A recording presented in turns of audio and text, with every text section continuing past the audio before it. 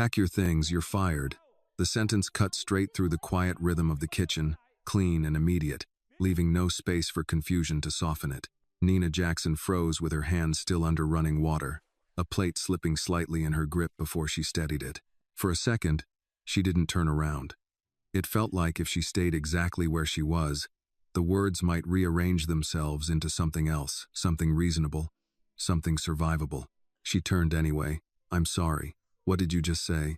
Victor Romano stood near the doorway, one hand in his coat pocket. Posture relaxed in a way that made the situation feel even more unreal. He didn't repeat the sentence. He didn't adjust his tone. You're done here. The words landed harder the second time, not because they were louder, but because they were clearer. Nina stared at him, searching for something behind the calm expression, anger, disappointment, anything that could explain why this was happening. I don't understand. Did I do something wrong? If there's a problem, you can tell me. I'll fix it. Her voice stayed controlled, but there was a tightness creeping in, the kind that came from holding too much together for too long. There's nothing to fix, Victor replied. That was it. No explanation, no context, just a closed door delivered in the most efficient way possible. Nina shut off the water slowly, drying her hands on the towel beside the sink to give herself a second to think. With respect, I've worked here for 3 years. I've never missed a shift. I've never had a complaint. You can't just... She stopped when she noticed the two men behind him, standing still, watching. Security. Not coincidence. Placement. This wasn't a conversation. This was a decision that had already been executed. Her gaze returned to Victor, sharper now. You're not even going to tell me why.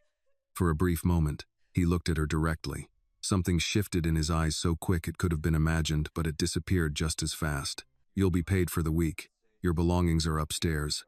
Nina let out a breath that almost turned into a laugh. Except there was nothing funny about it. That's your answer? That's all I get? She shook her head slightly, disbelief settling into something colder. 3 years, and I don't even deserve a reason? Silence answered her again. She felt it settle in her chest, heavy and familiar, in a way she hated recognizing. Being dismissed, without explanation, being judged, without being heard. It wasn't new. That was what made it worse. Is this about my record? She asked, quieter now, the question slipping out before she could stop it. Because I told you about that. I didn't hide anything. I told your people everything when I started. Victor's jaw tightened, almost imperceptibly. It's not about your record. Then what is it about? She pressed, taking a step forward without thinking. Because I'm losing my job, and I need to understand why. I have a right to understand. You're asking questions that won't change the outcome. That's not an answer, she said immediately. It's the only one you're getting. The finality in his voice landed heavier than anything else he had said. Nina held his gaze for a moment longer, searching for something that wasn't there, then slowly nodded. Not in agreement, but in acceptance of what this was. Do you even realize what this job means to me? She asked, her voice lower now, stripped of everything except truth. My mother is sick. I have a daughter. This isn't just work, it's how I keep them okay. Victor didn't respond. He didn't look away, either. He just stood there, controlled, immovable. That silence answered her better than any explanation could have. Nina exhaled slowly, something inside her tightening into place. Okay, she said at last, her voice flattening into something distant. I understand. She turned back to the counter, placing the towel down neatly, finishing the small action she had started before her world shifted. Then she walked past him without another word. Upstairs, her room felt smaller than usual, or maybe she just saw it clearly now for the first time: the narrow bed, the worn dresser, the single window that never quite let in enough light. She packed quickly, folding her clothes with steady hands, placing each item carefully into her bag. No hesitation, no wasted movement. From the dresser, she picked up a piece of paper, Lila's drawing, 3 figures holding hands under a too large sun. She paused, her fingers brushing lightly over the crayon lines, then folded it and placed it on top of everything else. By the time she came back downstairs, Victor was gone. Of course he was. The 2 men remained near the door. One of them opened it as she approached, silent, professional. As if this were just another task to complete. Nina stepped outside, the cold air hitting her immediately, sharper than it had any right to be. She adjusted the strap of her bag on her shoulder and walked forward without stopping. Behind her, the gate closed with a quiet, mechanical certainty that felt more final than anything that had been said inside. She didn't look back. On the bus ride home, she sat by the window, her reflection faint against the passing city. People moved through their routines, talking, laughing, existing in a world that hadn't shifted the way hers had. Nina reached into her bag, pulling out the folded document she carried out of habit more than hope. The accusation that had followed her for years, the reason doors had closed before she even knocked. She stared at it for a moment, then folded it again, more carefully this time. Justice doesn't always show up when it's supposed to, she murmured quietly, her eyes on the blurred reflection staring back at her. Sometimes it just watches. By the time she reached home, the sun had started to dip, casting long shadows across the street. Inside, her mother rested on the couch, and Leela looked up with a smile that didn't know anything had changed. "Mom, you're early," Lila said. Nina forced a smile, stepping inside and closing the door behind her. "Yeah," she replied softly. "I am." Later that night, after dinner, after her mother had taken her medication, after Lila had fallen asleep, Nina sat alone at the kitchen table, the quiet pressing in around her. The day replayed itself in fragments, each moment sharper in hindsight, each unanswered question heavier than the last. There had to be a reason. At 8:47 p.m., there was a knock at the door. 3 slow, deliberate knocks. Nina lifted her head, her focus narrowing instantly. She stood, crossing the small room in a few steps, and opened the door. Victor Romano stood on her porch. This time, she didn't wait. "Start talking," she said, her voice steady, controlled, but edged with everything she hadn't said that morning, "because you don't get to do that and then show up here like nothing happened." Victor didn't answer immediately. He stepped inside instead, closing the door behind him with a quiet click that carried more weight than it should have. The small living room seemed to shrink around him, his presence too large for the space, too controlled, too deliberate. Nina stayed where she was, arms folded loosely across her chest, not backing away, not inviting him further either. "You're going to talk," she said, her voice low but firm, "or you're going to leave. Those are your options." He studied her for a moment, not the way people usually did, not dismissive, not assessing her like a problem to solve, but like he was measuring something internal, something he hadn't quite decided how to approach. Then he walked to the small table and placed the folder he had brought with him down carefully, aligning it with the edge as if precision mattered even here. "I owe you an explanation," he said finally. "That's an interesting place to start," Nina replied, not moving closer. "Considering you didn't think I deserved one this morning. I couldn't give you one this morning." Her eyes narrowed slightly. "You couldn't or you wouldn't." He didn't answer that directly. Instead, he opened the folder and turned it toward her. "Take a look." Nina hesitated for half a second, then stepped forward. The papers inside weren't random. They were organized, highlighted in places, marked with notes. Her name appeared more than once. Her full name, Nina Jackson. Beneath it, details she hadn't seen written together in years. Education, coursework, certifications, dates that belonged to a version of her life she rarely let herself think about. Her fingers stilled on the page. "Where did you get this?" "I had it pulled," Victor said. "Pulled," she repeated, looking up at him now. "You mean you investigated me?" "Yes." The honesty of it didn't soften anything.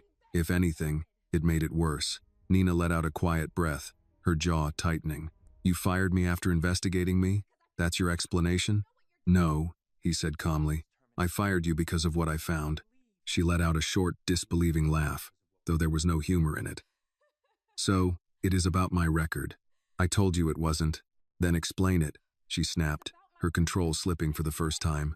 "Because from where I'm standing, you went digging into my past and decided I wasn't worth keeping." Victor's gaze held steady. "I decided you were in the wrong position." The words landed strangely, not fitting into the narrative she had already built in her head. Nina blinked, her grip on the folder tightening slightly. "What does that even mean?" "It means," he said, his tone still even, "you were never meant to be working in that kitchen." For a second, she just stared at him, trying to decide if he was serious. You walked into my job, told me I was fired, had security escort me out like I did something wrong, and now you're standing in my house telling me I was too good for the job? I'm telling you, he said, that you've been in the wrong place for a long time. Nina shook her head slowly, setting the folder down on the table with more force than necessary. You don't get to decide that. You don't know what I've been through. You don't know why I took that job. I do, Victor replied quietly. That stopped her. Something in his tone shifted, just slightly. Enough to pull her attention back to him in a different way. Not defensive this time. Not angry. Focused. You lost your previous position after a fraud allegation, he continued. The charges were never formally proven, but the record was flagged. Every application after that was rejected. You took whatever work you could get. Nina felt the air leave her chest, not because the information was wrong, but because of how plainly he laid it out, like it was a set of numbers on a page instead of something that had reshaped her entire life. So you did your homework, she said, her voice quieter now, more controlled. Congratulations. I'm not interested in congratulations. No. You're interested in control. She shot back. You dig into people's lives, decide what they should be doing, and then move them around like it's your right. Victor didn't react to the accusation. I'm interested in capability, he said. And you have more of it than you've been using. Nina let out a breath through her nose, shaking her head again. You think because I went to school once, because I had a different life before everything went wrong, that I can just step back into it like nothing happened? That's not how this works. I know that, he said. That's why I'm here. She frowned slightly. What is that supposed to mean? Victor tapped the folder lightly with his finger. It means I'm offering you a position that actually uses what you're capable of doing. Nina stared at him, the words taking a second to settle into something real. A position, she repeated. You think I'm going to work for you after what you did this morning? I think you're going to consider it, he said, because you don't have a lot of better options. The bluntness of it hit exactly where it was meant to. Nina's expression hardened instantly. That's not a pitch. That's a threat. It's a fact.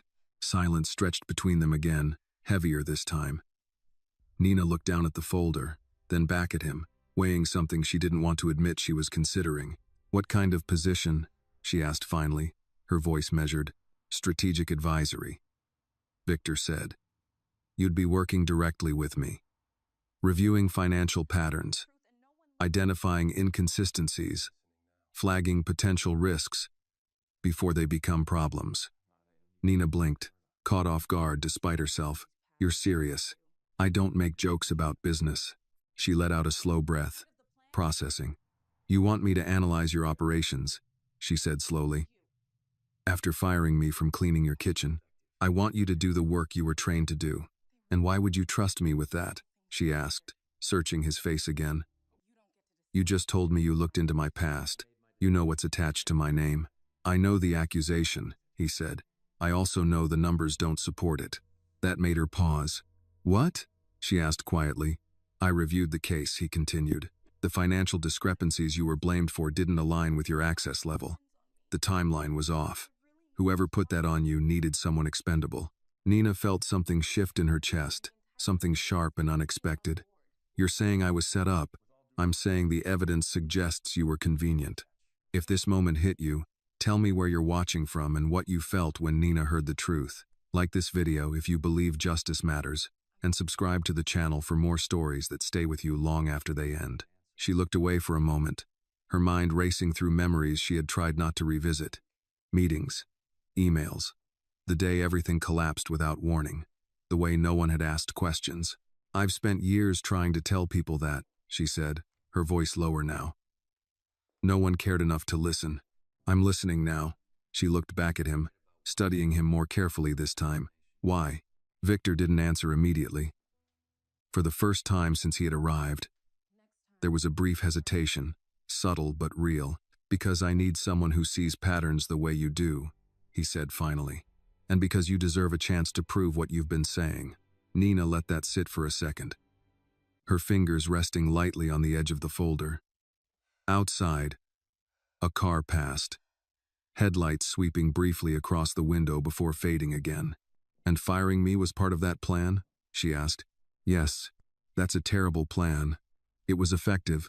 She almost smiled at that, but the feeling didn't quite reach her face. You don't get to decide what's effective when it comes to my life. I made a decision based on the information I had, he said. You can decide what to do with it now. Another silence, this one less hostile, more uncertain. Nina looked at the papers again, at her name printed in clean, official type, at the version of herself she had buried under necessity and survival. My mother is sick, she said after a moment. My daughter depends on me. I can't afford to take risks that don't pay off. This pays, Victor replied, more than you were making, and it's structured legally. And what's the catch? There isn't one. Nina met his eyes again, skepticism clear. There's always a catch. Then consider this one, he said. If you're right about what happened to you, this gives you the position to prove it. That hit differently, not because it was persuasive, but because it was true in a way she hadn't expected. She exhaled slowly, her shoulders easing just slightly. I'm not saying yes, she said. I didn't ask for an immediate answer. She nodded once, more to herself than to him. Good. Because I need time to think. Victor inclined his head slightly. Take it. He turned then, moving toward the door as if the conversation had reached its natural end. Nina watched him go, the weight of the folder still under her hand, the future he had just placed in front of her heavier than anything she had carried out of that house that morning. At the door he paused, glancing back once. You were right about one thing, he said. Nina raised an eyebrow slightly. What's that? You did deserve an explanation. Something in her expression shifted, just a fraction. Next time, she said quietly, start with that. He didn't respond to that. He just nodded once and stepped out into the night. Nina closed the door behind him, leaning back against it for a second longer than necessary.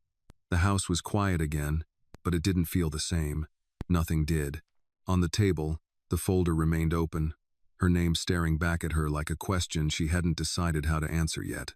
And for the first time since that morning, Nina Jackson realized the day hadn't taken something from her. It had handed her something she wasn't sure she was ready to hold. Nina didn't sleep much that night. Not because the house was loud, it wasn't, but because her mind refused to settle into anything resembling rest.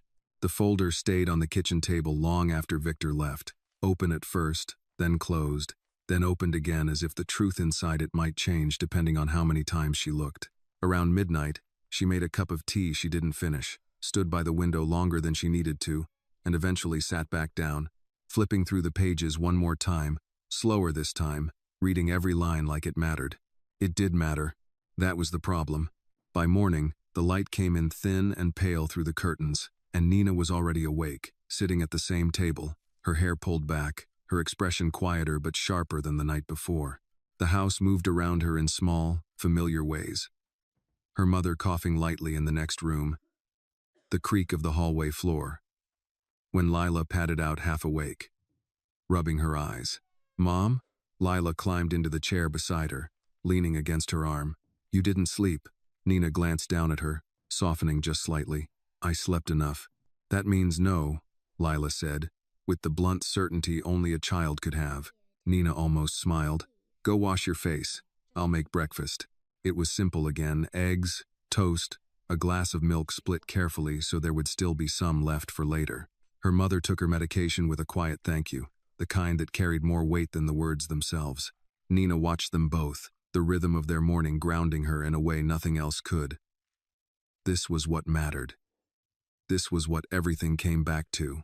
After Lila left for school, and her mother settled back onto the couch, Nina returned to the table. The folder was still there, waiting. She opened it again, but this time she wasn't looking for proof. She was looking for intention. Victor hadn't needed to do any of this. He could have fired her and walked away. He could have left her exactly where she was.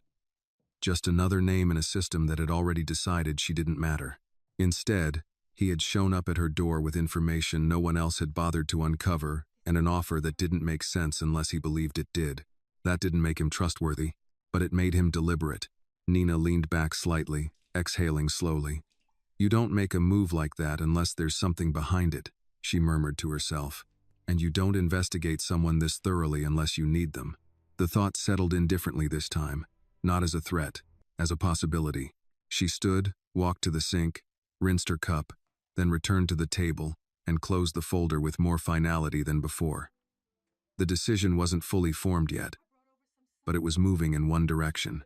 Around mid-morning, there was a knock at the door again, not the same as the night before. This one was lighter, familiar. Mrs. Henderson from next door stood on the porch, a covered dish in her hands, and a look that said she already knew something had changed. "I saw you come home early yesterday," she said as Nina opened the door. "Figured I'd check in." Nina stepped aside to let her in. "You didn't have to do that." "I know," Mrs. Henderson replied, setting the dish down on the counter. "That's why I did."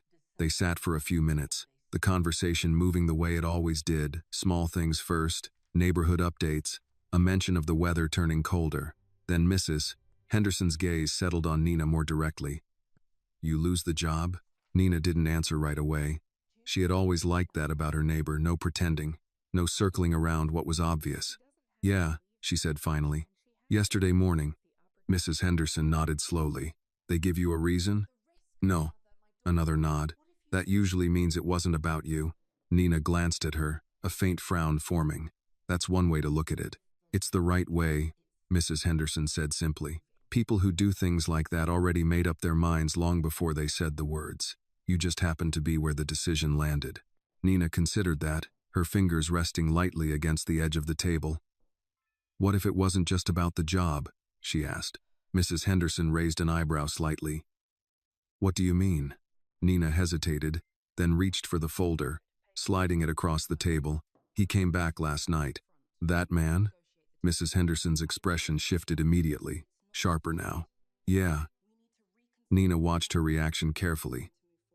"He says he looked into my past. Says I was set up. And now he's offering me a different position." Mrs. Henderson opened the folder, scanning the pages with a practiced eye. "And you believe him?" "I don't know," Nina admitted. "That's the problem." Mrs. Henderson closed the folder after a moment, tapping it lightly with her fingers. "You don't have to believe him," she said. "You just have to decide if the opportunity he's offering is worth the risk of finding out." Nina let that sit for a second. "It's not just risk for me," she said quietly. "If I get this wrong, it affects my mother, my daughter." "And if you don't take it?" Mrs. Henderson asked. Nina didn't answer, because that question had an answer she already knew. Mrs. Henderson gave a small nod, as if that silence confirmed what she needed to hear. "Then you already know what you're deciding between. It's not safe versus dangerous. It's stuck versus moving." Nina leaned back slightly, exhaling through her nose. "You make it sound simple." "It's not simple," Mrs. Henderson said. "It's just clear." After she left, the house felt quieter again, but not in the same way it had the night before. There was something else in it now, something shifting forward instead of holding back. Nina picked up her phone, staring at the blank screen for a moment before pulling up the number Victor had used. She didn't call right away. She let herself sit with it, making sure the decision wasn't coming from panic or pressure or fear. When she finally pressed dial, she kept her voice steady. He answered on the second ring. "Yes." "I'm not saying yes yet," Nina said immediately. "But I'm not saying no either." A brief pause on the other end, not surprised, just listening. "What do you need?" "Clarity," she said. "If I'm going to consider this, I need to understand exactly what I'm walking into. Not the version you think I can handle, the real version." "You'll get it," he replied. "And I set the conditions," she added. "Clear boundaries, defined compensation, no surprises like yesterday." "That's reasonable," Nina nodded to herself, even though he couldn't see it. "Then we meet, somewhere neutral." "Name the place." She glanced around the room, grounding herself one more time in what she was protecting, what she was risking. "Downtown," she said. "Late afternoon." "I'll be there." The line went quiet after that. Nina lowered the phone slowly, setting it back on the table. For a moment, she just sat there, hands resting flat against the surface, feeling the weight of what she had just done settle into something real. She hadn't accepted, but she had stepped forward, and for the first time in a long time, that felt like the beginning of something she had chosen, not something that had been decided for her. The cafe sat on the corner of a quieter street downtown, the kind of place that had survived decades by not trying to impress anyone. Dark wood, worn booths, the low hum of conversation blending with the clink of ceramic cups. Nina arrived 10 minutes early, not out of habit but out of necessity. She needed the time to settle herself, to walk into this meeting as someone making a decision, not someone reacting to one. She chose a table near the window, back to the wall, where she could see the door. Old instincts, sharpened by years of needing to stay aware of her surroundings, settled in without effort. A waitress in her 50s came by with a polite nod and a voice that carried the easy familiarity of someone who had seen every kind of day walk through that door. "Coffee?" "Yes, ma'am," Nina replied, her tone respectful, steady. "Black, please." The waitress gave a small, approving smile. "Good choice," she said, jotting it down before moving off. Nina folded her hands on the table, her posture relaxed but deliberate. Around her, the city moved at its usual pace, people stopping in for a late lunch, others lingering over conversations that mattered or didn't. It grounded her in a way she needed. This wasn't Victor's world. This was neutral ground. That mattered. He arrived exactly on time. Victor Romano stepped through the door without drawing attention, but somehow the space adjusted around him anyway. Not because he demanded it, but because presence like his didn't need to ask. He spotted her immediately, crossed the room without hesitation, and stopped at the table. "Miss Jackson, Mr. Romano," Nina replied, not standing, not offering her hand, but meeting his gaze evenly. "You're on time. I said I would be." He sat across from her, his movements controlled, efficient. No wasted energy, no unnecessary gestures. The waitress returned with Nina's coffee, setting it down before glancing at Victor. "You want something?" "Water," he said. She nodded, already moving. Nina watched him for a second, then wrapped her hands around the warm cup in front of her. "Before we start," she said, "I need to make something clear. I'm here to listen. That's it. I haven't agreed to anything." "I understand," Victor replied. "Good." She took a small sip of coffee, letting the bitterness settle her thoughts. "Then start talking, real version this time." Victor leaned back slightly, his gaze steady. "The position I offered you isn't theoretical. I have an active problem. Someone inside my organization is moving money in ways they shouldn't be." Nina didn't react immediately. She set her cup down carefully. "You're talking about internal fraud. I'm talking about controlled leaks," he said. "Funds are being redirected through legitimate channels, masked well enough to pass standard audits. And you haven't found it yet," she said, not as a question. "No. That's why you need me. That's why I approached you." Nina studied him for a moment, her mind already moving through possibilities. "And you think I can see something your people can't?" "I think you see patterns differently," he said. "Your previous case proves that." Her jaw tightened slightly at the mention of it. "My previous case proves I was easy to blame." "It proves you noticed discrepancies before anyone else did," he corrected. "You flagged them. That's why you were in a position to be used." Nina held his gaze, letting that settle. It wasn't comfortable hearing it framed that way, but it wasn't wrong either. "And now you want me to do that again?" she said. "Spot the problem before it surfaces." "Yes." "And if I do," she asked, "then you help me remove it." The waitress returned with his water, placing it down with a quiet, "Here you go, hon," before moving away again. Nina waited until she was out of earshot before continuing. "Let's talk about structure," she said. "If I'm doing this, I'm not working under the table. I'm not invisible, and I'm not disposable." "You'll be contracted legally," Victor said. "Compensation is outlined in the file I gave you." "I saw the numbers," she replied. "They're higher than what I was making. That doesn't make it fair. It makes it necessary." "Then tell me what makes it fair," he said. Nina didn't hesitate. "Transparency. If I'm stepping into your operation, I need access to real data, not filtered reports.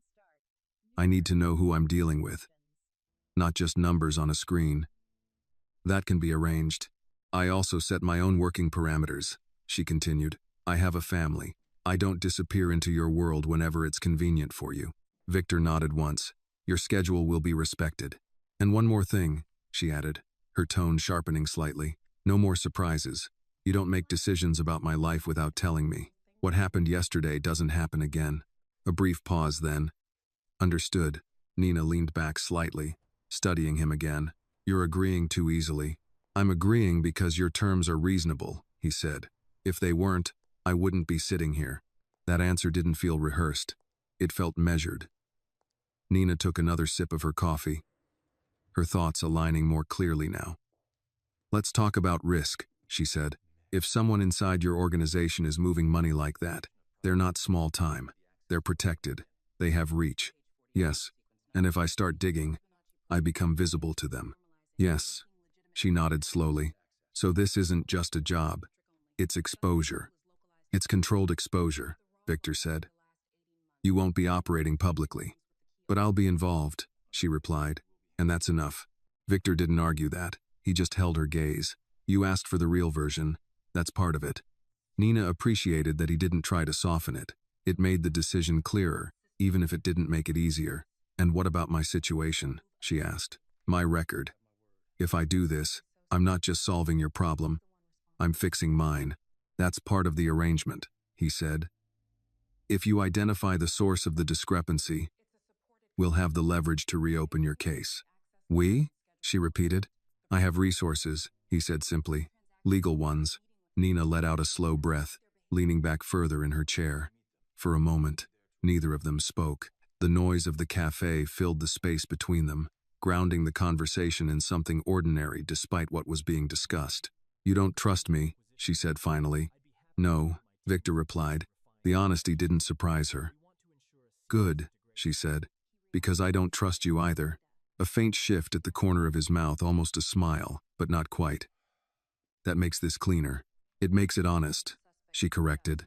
Another pause, this one different. Not tense, just measured. Nina looked down at her cup, then back at him. If I say yes, she said, this doesn't make us allies. It makes us partners with a shared objective. That's it. That's sufficient, he said. She nodded once, the decision settling into place. Then here's where I am, she said. I'm willing to try this. Not because I trust you, and not because I think this is safe. I'm doing it because I don't intend to stay where I've been. Victor inclined his head slightly. That's all I need. Don't mistake that for loyalty, she added. I won't. Nina picked up the folder she had brought with her, sliding it back toward him. Then we start clean. New terms, new structure. No more assumptions. Victor took the folder, closing it with a quiet, deliberate motion. Agreed. Outside the window, the city continued moving, unchanged by the decision that had just been made inside a small corner cafe. But for Nina Jackson, something had shifted again, not taken this time, not forced, but chosen. And that made all the difference. The agreement didn't feel official until Nina saw it in writing. Victor didn't rush the process. And that, more than anything, made her take it seriously. 2 days after their meeting, a driver arrived not to escort her, but to deliver a sealed envelope. Inside was a formal contract, printed cleanly, structured with precision, and reviewed by a legal firm Nina, recognized by name alone. No vague language, no hidden clauses buried in complexity. Compensation clearly defined. Scope of work outlined. Boundaries acknowledged. She read it twice at the kitchen table while her mother dozed nearby, and Lila colored quietly on the floor. Every line mattered. Every word had weight. You're frowning, Lila said, glancing up. I'm thinking, Nina replied, not looking away from the page. Is it a good thinking or a bad thinking? Nina paused, then allowed herself a small breath. It's a careful thinking. Lila nodded as if that made perfect sense, then went back to her drawing. Nina signed her name slowly, not out of hesitation, but out of awareness. This wasn't just ink on paper. This was a shift. A line crossed that she wouldn't step back from easily. By late afternoon, she stood outside the building Victor had listed as their primary meeting location. It wasn't the mansion. It wasn't even the penthouse she had expected. This was something else entirely, an office space in a quiet financial district building, understated, professional, intentionally unremarkable. Inside, the lobby smelled faintly of polished wood and fresh paper. The receptionist greeted her with a polite smile. Miss Jackson, Mr. Romano is expecting you. Of course he was. The elevator ride up was quiet, giving her just enough time to steady her thoughts. When the doors opened, She stepped into a space that immediately felt different from anything she had seen in his world before. Clean lines, dark wood, glass walls, but not cold, functional, intentional. Victor stood near a long table, sleeves rolled slightly, reviewing something on a tablet. He looked up as she entered, his expression unchanged but attentive. "You came. I said I would," Nina replied, walking in without hesitation. "I also signed the contract. So now we both have something to lose if this goes wrong." "That was always the case," he said. "Now it's documented," she countered, setting her bag down on the table. For a brief moment, they simply looked at each other not as employer and employee, not as adversaries, but as two people who had agreed to step into something complicated with their eyes open. "Then let's begin," Victor said. He gestured to the table, where several files were already arranged. Not stacks of paper, but organized folders, labeled clearly, each representing a segment of financial activity. Nina moved closer, scanning the titles. Transactions, internal transfers, external routing. "You weren't exaggerating," she said. "This is structured." "It had to be," Victor replied. "Anything less would have been caught already." Nina pulled one file toward her, opening it without asking. Numbers filled the page, but she didn't read them individually at first. She looked at the pattern, the spacing, the timing. "You've already run audits on this," she said. "Yes, and nothing flagged, nothing that held." Nina nodded slightly, her mind already shifting into a different mode. This wasn't survival anymore. This was analysis. She traced a sequence with her finger, her brow furrowing just slightly. "They're not hiding the movement," she murmured. "They're normalizing it." Victor didn't interrupt. "They're breaking it into pieces small enough to blend into legitimate flow," she continued. "But the timing."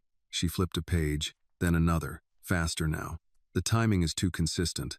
Real transactions don't behave this neatly." Victor stepped closer, not crowding her, but near enough to see what she was seeing.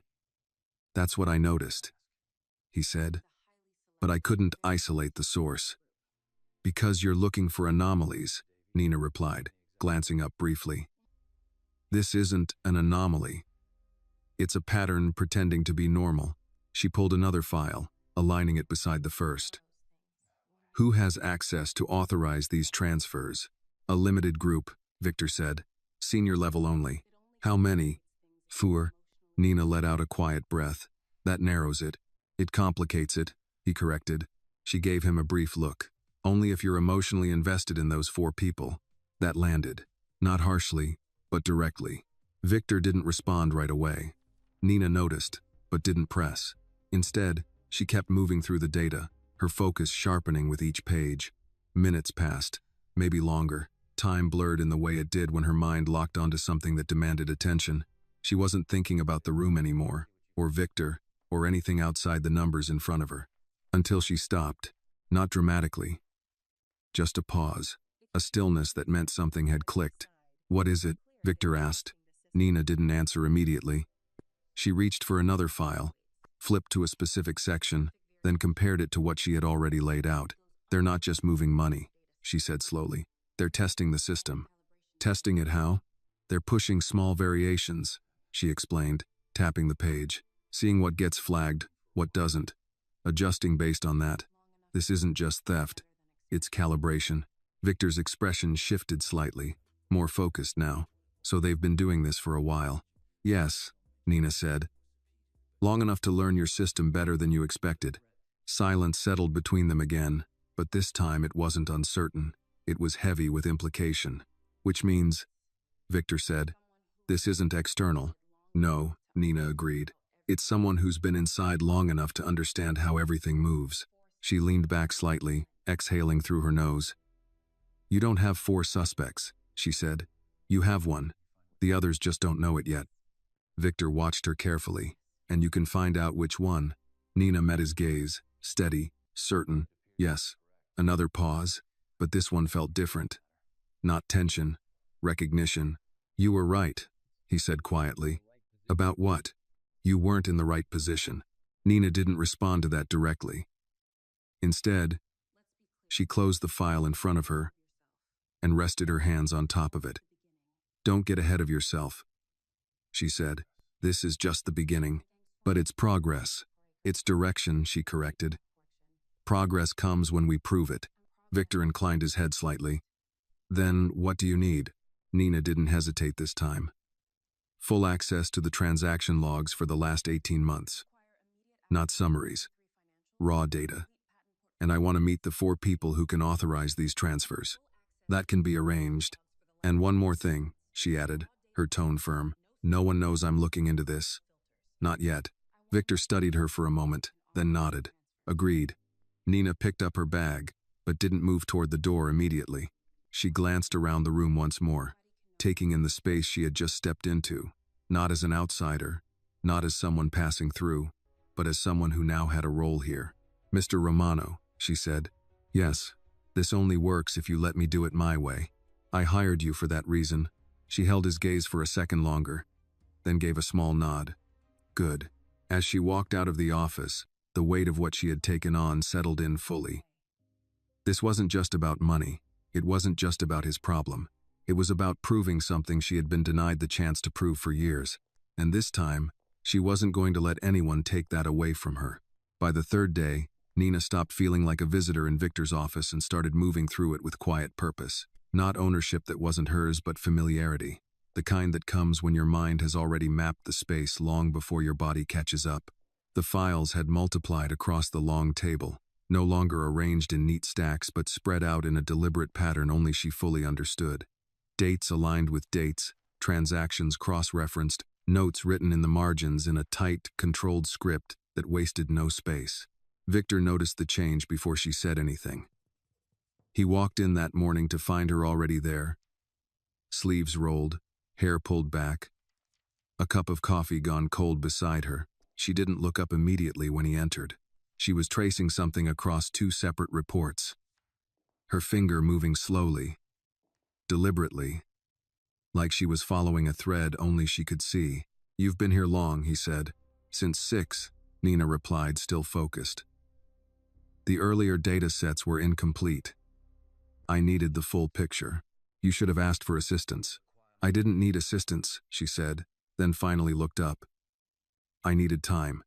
Victor accepted that without comment. He moved closer to the table, his gaze scanning the layout she had built. What have you found? Nina straightened slightly, pushing one of the files toward him. You were right about one thing. This isn't random. It's controlled, deliberate, and patient. She tapped a sequence of numbers. But it's also personal. Victor's eyes narrowed slightly. Explain. She pulled another document into place beside the first. Look at the authorization patterns. Not just who signs off, but when. The timing isn't just consistent. It's selective. Certain days, certain hours. That's not system-driven. That's habit. Victor studied the pages, but Nina could tell he wasn't seeing it the way she was. Not yet. It's someone who works within your routine, she continued.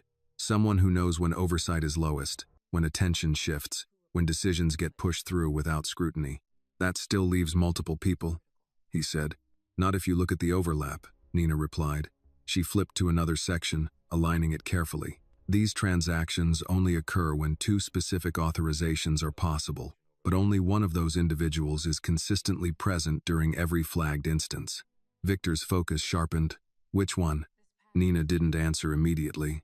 Instead, she leaned back slightly, folding her arms. Before I say it, I need to be clear about something. He looked at her. Go on. This doesn't stay theoretical once I name them, she said. You don't get to second-guess me halfway through. If I'm right, you act. If I'm wrong, you accept that too. No hesitation. No delay. Victor held her gaze, steady, unflinching. You have my word. Nina studied him for a second longer, then nodded once. Marco De Luca. The name didn't land loudly. It didn't need to. It settled into the room with a quiet weight that shifted the air. Victor didn't react immediately. His expression didn't change, but something in his posture did. Subtle, controlled. That's a serious accusation. It's a supported conclusion, Nina corrected. He's the only one with consistent overlap across every flagged transaction. His access level matches the authorization patterns. and his schedule aligns perfectly with the timing. Victor's gaze dropped back to the documents, his jaw tightening slightly. Marco has been with me for 15 years. I'm aware, Nina said. He built half of what you're looking at, and that makes him exactly the kind of person who could dismantle it without being noticed, she replied evenly. Silence stretched between them, heavier than before. This wasn't about numbers anymore. This was about trust, history, loyalty. Victor exhaled slowly, his hand resting on the edge of the table. You're certain? Yes. He looked up at her again, searching for hesitation, doubt, anything that would soften the statement. There was none. Nina didn't waver. You ask for someone who sees patterns. This is the pattern. Another pause. Then Victor nodded once, the decision settling into place even if it wasn't comfortable. Then we proceed carefully. Nina tilted her head slightly. Carefully doesn't mean slowly. It means controlled, he replied. She accepted that. Then we need to verify behavior in real time. I want access to live transaction feeds, not just historical data. If he's still moving money, he'll follow the same pattern. Victor considered it for a moment, then nodded. I'll have it arranged. And I want to meet him, Nina added. That made him pause. That's not necessary. It is if I'm going to understand how he operates, she said. Data tells me what he's doing. Interaction tells me how he thinks. Victor studied her, weighing the request. You'll observe, he said finally. Nothing more. For now, she agreed. The meeting was set for later that afternoon. Marco DeLuca arrived exactly on time, just like Victor had. That alone didn't mean anything. But Nina noticed it anyway. Habits mattered. He was older than Victor by a few years, his presence quieter, less commanding but no less controlled. He carried himself like someone who had earned his position, not inherited it. When he entered the room, his eyes moved quickly, taking in the space, the layout, and finally landing on Nina. This is new, Marco said, his tone polite but edged with curiosity. I wasn't aware we were bringing in outside consultants. Nina Jackson, Victor said. She's reviewing our financial structures. Marco nodded slightly, his gaze returning to her. Then I assume you've been busy. Getting there, Nina replied, her tone neutral. She didn't offer more than that. He smiled faintly, the kind that didn't quite reach his eyes. If you need anything clarified, I'm available. I've overseen most of the internal systems for years. I'm sure you have, Nina said. The conversation moved on, technical, controlled, nothing that would raise immediate concern. But Nina wasn't listening to the words as much as she was watching the spaces between them. The way Marco responded without hesitation, the way he redirected questions just slightly, the way his attention flickered when certain details came up. By the time the meeting ended, she had what she needed. After Marco left, the room felt different again, quieter, but sharper. Well? Victor asked. Nina didn't answer right away. She walked back to the table, picking up one of the files, then set it down again. He's careful, she said finally, but he's not as careful as he thinks. Victor crossed his arms slightly. You're more certain now. Yes.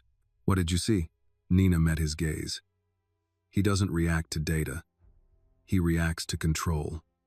Every time the conversation moved near something he couldn't predict, he adjusted not outwardly, but just enough. Victor nodded slowly. And that confirms it for you. It confirms behavior, she said. The data already confirmed the pattern.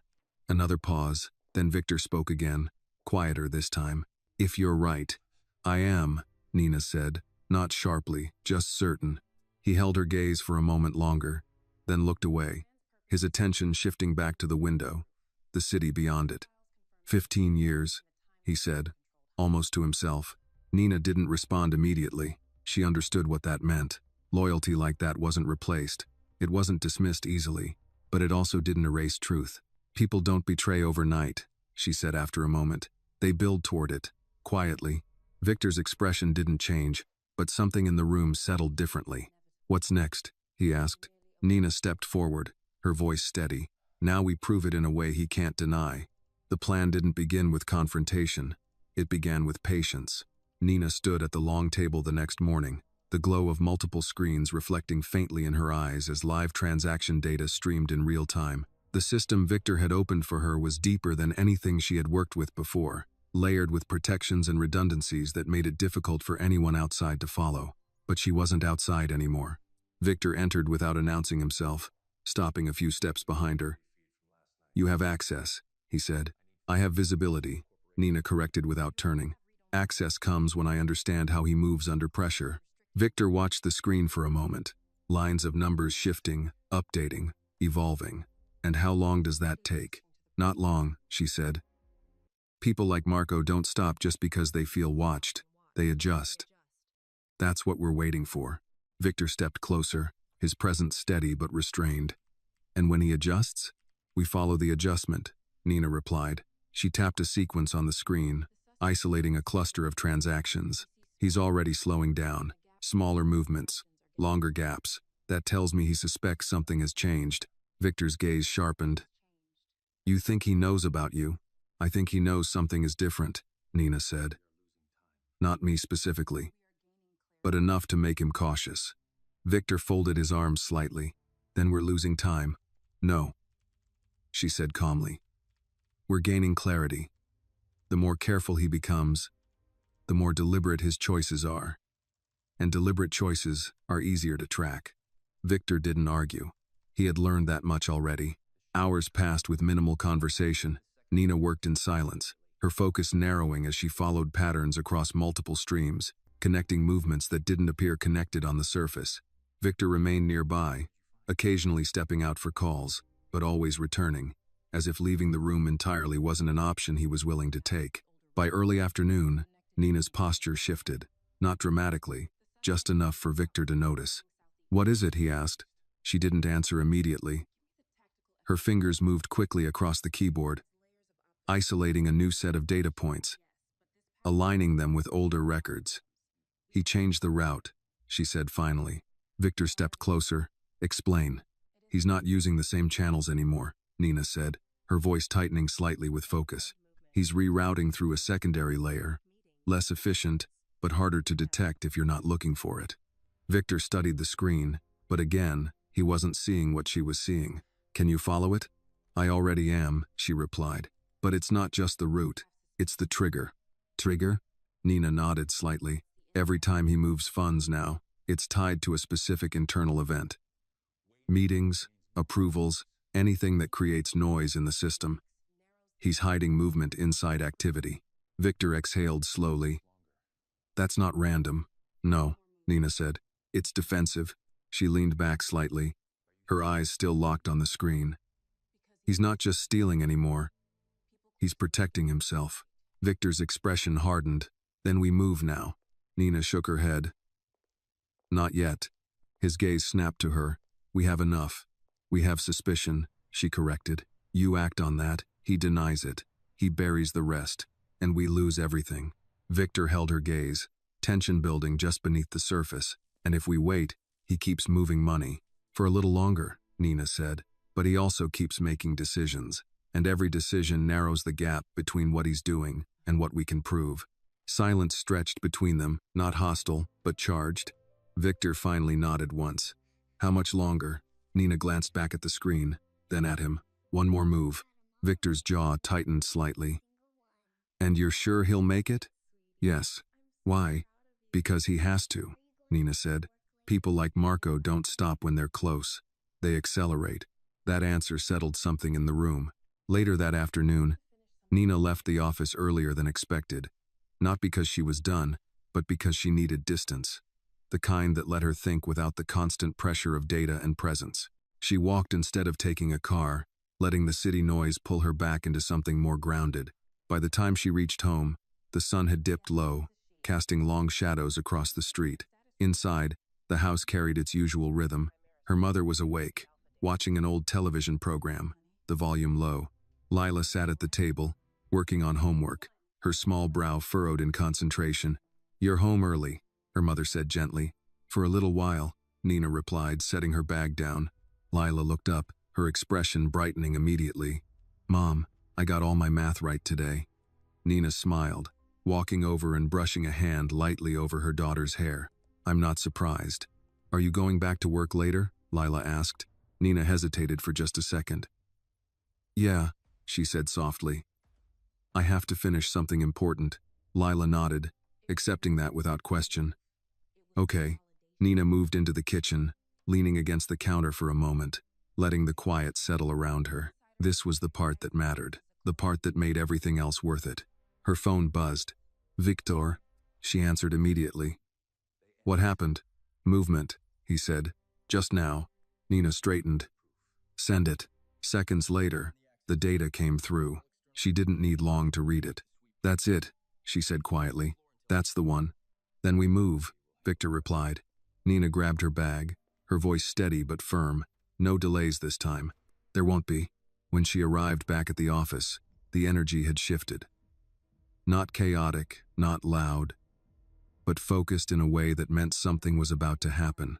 Victor stood near the table, the screens already displaying the flagged transaction. Nina stepped beside him, her eyes scanning quickly.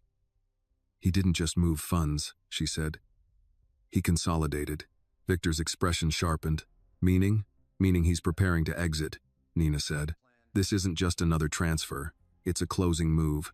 Victor didn't hesitate this time. Then we end it. Nina nodded once. Now you have proof. Victor turned slightly, already reaching for his phone. Security will handle the rest. Nina watched him for a moment, then added quietly, and Victor, don't underestimate him. Victor paused, looking back at her. I don't, but something in his expression suggested this wasn't just business anymore. It was personal, and that made what came next far more dangerous than either of them had said out loud. Victor didn't make the call immediately. For a man known for decisive action, that hesitation brief, controlled, almost invisible said, more than any reaction could have. He stood with the phone in his hand, eyes still on the screen where the transaction glowed like a quiet confession. Nina watched him, not pushing, not speaking. She understood what that pause meant. 15 years wasn't something you erased with a single piece of evidence. Say it, Victor said finally without looking at her. Nina didn't soften it. If you wait, he disappears. Victor exhaled slowly, then lifted the phone. His voice, when it came, was steady again. Lock down internal access. No external communication leaves the system, and I want Marco De Luca brought in. Now. A pause on the other end. A confirmation. Then silence. The shift in the room was immediate. Not louder, not chaotic, but tighter, focused. Like everything had narrowed to a single point. Nina stepped back slightly, giving him space, but not leaving. He won't come in easily, she said. He will, Victor replied. He doesn't know how much we know. That's the advantage, Nina said. Don't lose it by showing your hand too early. Victor glanced at her briefly. You think I don't know that? I think this is personal, she said evenly. And personal decisions tend to move faster than smart ones. The words hung between them, not confrontational, just precise. Victor held her gaze for a second longer, then gave a short nod. Stay here, he said. I'm not going anywhere, Nina replied. The next 30 minutes moved slowly, each second stretching longer than it should have. Nina remained near the table, her eyes occasionally returning to the data, not because she needed to see it again, but because it anchored her in something factual, something controlled. When the door finally opened, Marco walked in without resistance. That, more than anything, told Nina he didn't know. He looked the same as before. Composed. Measured. A man who had spent years understanding exactly how to carry himself in rooms like this. His gaze moved first to Victor, then briefly to Nina, lingering just long enough to acknowledge her presence. You wanted to see me, Marco said. Victor didn't gesture for him to sit. We need to talk. Marco gave a faint, almost amused nod. That usually means something's already been decided. It means I'm giving you a chance to explain, Victor replied. Marco's eyes sharpened slightly. Explain what? Nina watched closely. Not just his words, but the space between them. The microsecond pauses. The controlled breathing. The way his hands rested loosely at his sides. Relaxed, but ready. Victor stepped aside slightly, revealing the screen behind him. The transaction data. Clear. Undeniable. Marco looked at it. Not long. Not with surprise. With calculation. That's a serious allegation, he said. It's not an allegation, Victor replied. It's a record. Marco let out a quiet breath, his expression shifting just enough to register that he understood the situation had moved beyond denial. "You've been watching me. I've been verifying," Victor said. Another pause. Then Marco's gaze moved to Nina again, more directly this time. "You," he said, not as a question. Nina didn't react. "Me," she confirmed. A faint smile touched the corner of his mouth, but it wasn't friendly. "I underestimated you. That was your first mistake," Nina replied calmly. Marco's attention returned to Victor. "And you trusted her over me." "I trusted the evidence," Victor said. "After 15 years, Marco said quietly. "That's what it comes down to." Victor didn't respond immediately. That silence carried more weight than any defense could have. Marco nodded slowly, as if that confirmed something he had already known. "You want the truth," he said. "Or you want a version of it that makes this easier?" "The truth," Victor said. Marco let out a small breath, then stepped forward, just enough to close some of the distance without crossing a line. "It started small," he said. "Opportunities, gaps in the system that no one was paying attention to. I adjusted them. At first, it was about efficiency, making things move smoother. And then?" Nina asked. Marco glanced at her briefly. "Then I realized how much was moving through those gaps, how easy it was to redirect without anyone noticing." Victor's jaw tightened slightly. "So you took it?" "I used it," Marco corrected. "There's a difference." "Not to me," Victor said. Marco's expression hardened just slightly. "Of course not. You've never had to think about the difference." That landed, but Victor didn't engage with it. "And the setup," he said, "years ago. The fraud case." Marco's gaze flickered, just for a second. Nina saw it. Victor didn't. "Careful," Marco said quietly. "No," Nina stepped in, her voice steady but sharper now. "Answer him." Marco looked at her again, longer this time. Then he smiled, slow and deliberate. "You really don't know, do you?" Nina didn't move. "Know what?" "That you were never the target," he said. The words hit differently than anything else in the room. Victor's head turned slightly. "Explain." Marco's gaze stayed on Nina. "You were convenient. Wrong place, wrong access level, just enough knowledge to make the story believable. But the system I was protecting," he paused, "that was already in place long before you ever touched it." Nina felt the shift in her chest. Subtle but real. Not shock, not anger, something colder. "You used me," she said. "I used the situation," Marco replied. Victor stepped forward, his voice dropping. "You framed an innocent person to protect your operation." Marco didn't deny it. "I protected the structure," he said. "The same structure that built everything you have." "That structure is finished," Victor said. Marco let out a quiet laugh. Not loud, not unhinged, just certain. "You think this ends with me?" he asked. "You think I'm the only one who understands how your system works?" Silence followed that. Nina glanced at Victor, then back at Marco. "You're trying to buy time," she said. Marco's eyes flickered again. Not denial, recognition. "That's your second mistake," Nina added. Victor didn't hesitate this time. He stepped back, his voice controlled but final. "It's over, Marco." The door opened again. Security stepped in. Marco didn't resist. As they moved toward him, he looked at Victor one last time. 15 years, he said quietly. "Remember that when you decide what loyalty is worth." Then he was gone. The room settled into silence again, but it wasn't the same silence as before. This one carried aftermath. Victor stood still for a moment, then turned back toward the table, his hand resting against the edge like he needed something solid to anchor himself. Nina didn't speak immediately. She gave him the space, because she understood what had just been taken from him wasn't just a problem solved. It was a history ended. After a moment, he looked at her. "You were right." Nina held his gaze. "I needed to be." Victor nodded once, then glanced back at the screen, now just data again, stripped of the person behind it. "This doesn't end here." "No," Nina said. "It doesn't," because Marco had said something true. And truth, Nina knew, didn't stop just because one person was removed. It had a way of continuing, whether you were ready for it or not. The building felt different the morning after. Not quieter, not calmer, just clearer. as if something that had been sitting beneath the surface for years had finally been dragged into the light, and now everything else had to adjust around that absence. Nina noticed it the moment she stepped into the office. People moved the same way. Conversations carried on in the same measured tones. But there was an undercurrent now. Awareness. Uncertainty. Victor was already inside when she arrived, standing near the window, looking out over the city. He didn't turn immediately when she entered. But he knew she was there. They processed him overnight, he said. Nina set her bag down on the table, her movements unhurried. And the accounts? Frozen. Every route he used is being traced. Victor turned then, his expression composed, but not untouched. He didn't work alone. Nina nodded slightly. He told us that much. He implied it, Victor corrected. He confirmed it, Nina said, just not directly. Victor studied her for a moment. You're certain there are others? I'm certain he wasn't operating in isolation, she replied. Whether that means partners or just people who benefited without asking questions, we don't know yet.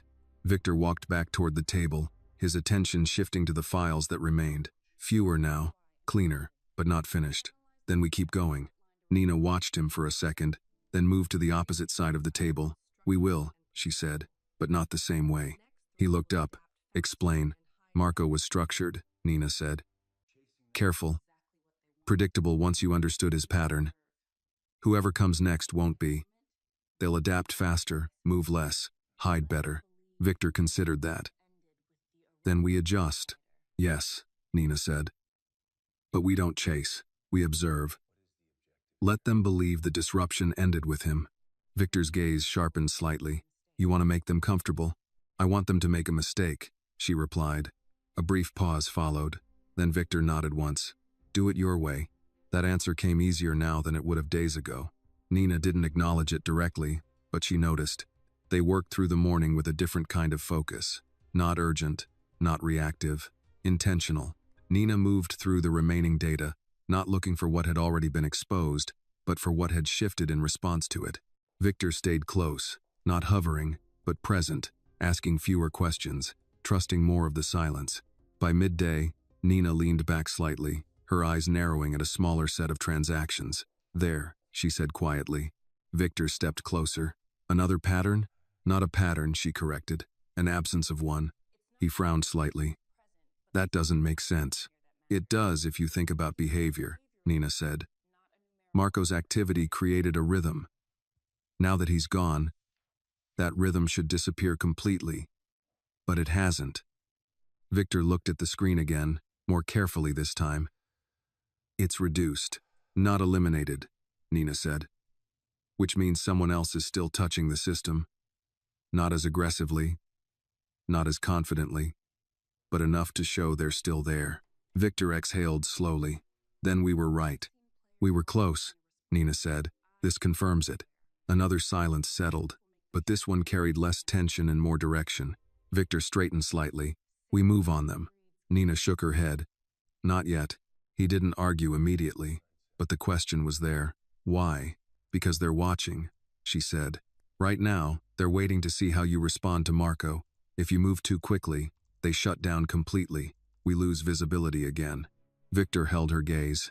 And if we wait, they think they're safe, Nina replied. And people who think they're safe get careless.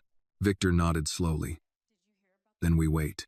The decision settled between them without resistance.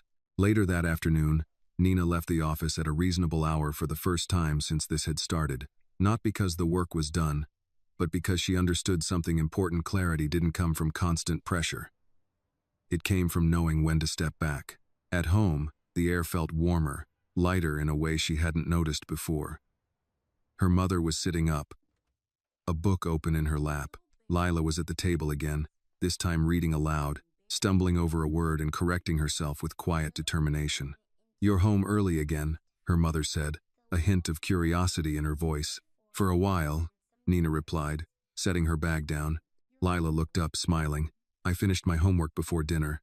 Nina walked over, placing a gentle hand on her shoulder. I'm proud of you. Are you still working with that man? Lila asked, her tone innocent but observant. Nina paused for a fraction of a second. Yes, she said. I am. Is he nice? The question caught her slightly off guard. Nina considered it carefully. He's fair, she said finally. Lila seemed to accept that, returning to her book. Later, after dinner, after her mother had gone to rest and Lila had fallen asleep, Nina stood in the quiet kitchen, looking out the window. The city lights in the distance flickered softly, steady, and indifferent. Her phone buzzed. Victor, she answered without hesitation. What happened? Nothing, he said. Nina frowned slightly. That's not a reason to call. No, he replied. It's a confirmation. She understood immediately. They didn't move. They didn't move, he confirmed. Nina nodded to herself. Good. A brief pause followed. Then Victor spoke again, his tone quieter than usual. I reviewed your case. Nina's hand tightened slightly around the phone. And? The inconsistencies you pointed out, he said. They're more obvious now that I know what to look for. She didn't respond right away. I've already contacted legal, he continued. We're reopening it. The words settled slowly. Thank you, Nina said, her voice steady, but softer than before. You earned it, Victor replied. Another pause, but this one felt different. Not about business, not about strategy. Get some rest, he said finally. Tomorrow we continue. Nina let out a quiet breath. Tomorrow we continue, she echoed. She ended the call and set the phone down on the counter, her reflection faint in the darkened window. For a long moment, she just stood there, letting everything settle into place. This had started with something taken from her, a job, stability, control, but it hadn't ended there. Now, she had something else, and for the first time in years, Nina Jackson wasn't trying to recover what she had lost. She was building something that had never been given to her in the first place, and that made all the difference. This story reminds us that justice is not always immediate, and truth is not always visible, but neither of them ever truly disappear. Sometimes, the world overlooks the innocent and rewards the wrong people. Not because fairness is absent, but because courage is. Nina's journey shows that strength is not loud or dramatic. It is the quiet refusal to give up, even when everything has been taken. And in the end, real power does not belong to those who control others, but to those who choose integrity over fear and action over silence. This video is a work of fiction created with the assistance of artificial intelligence. All characters, events, and situations are not real and do not represent any actual people or true stories. The content is intended for storytelling and emotional illustration only.